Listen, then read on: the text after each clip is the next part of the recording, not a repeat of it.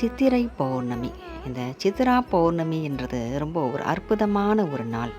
எல்லா தெய்வங்களுக்கும் உகந்த நாள் தான் இந்த சித்ரா பௌர்ணமி. அதுவும் நம்ம சிவன் தந்தைக்கு ரொம்ப ரொம்ப உகந்த நாள். சிவனும் சக்தியுமா இருக்கிற நம்ம சிவசக்தி தாய் தந்தைக்கு ரொம்ப அற்புதமான நாள் இந்த சித்ரா பௌர்ணமி.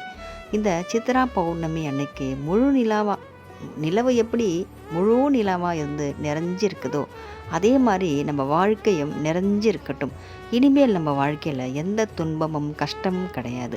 எதுவுமே இல்லையே என்ற வார்த்தை நமக்கு இல்லாமலேயே போகட்டும்.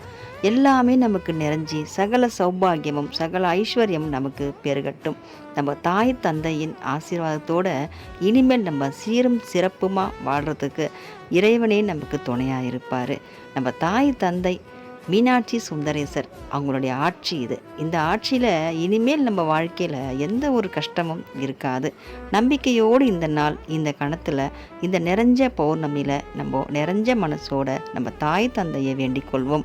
நிறைஞ்ச வாழ்க்கை எங்களுக்கு கொடுங்க, நிறைஞ்ச எங்கள் மனசு நிறைஞ்ச இருக்கிற மாதிரி என்றென்னைக்கே எங்கள் மனசு ஒரு குறையே இல்லாமல் எங்கள் மனசு நிறைஞ்சி நாங்கள் உங்களுக்கு நன்றி சொல்லிக்கிட்டே இருக்கோம். எங்கள் வாழ்நாள் முழுதும் உங்களுக்கு நாங்கள் நன்றி சொல்லிக்கிட்டே இருக்கிறோம். என் தாய் தந்தையே, என்றைக்கும் உங்களுடைய ஆசீர்வாதம் எங்களுக்கு நிறைஞ்சி இருக்கணும்.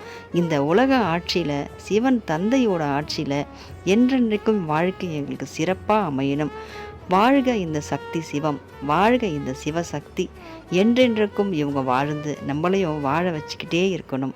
இந்த அழகான இந்த சித்ரா பௌர்ணமி நாளில் நிறைஞ்ச நிலவு போல் நம்ம தாய் தந்தை இருக்கிற மாதிரி நம்ம வாழ்க்கையும் நிறைஞ்சு இருக்கட்டும். ஓம் நமச்சிவாயா. திருச்சிற்றம்பலம்.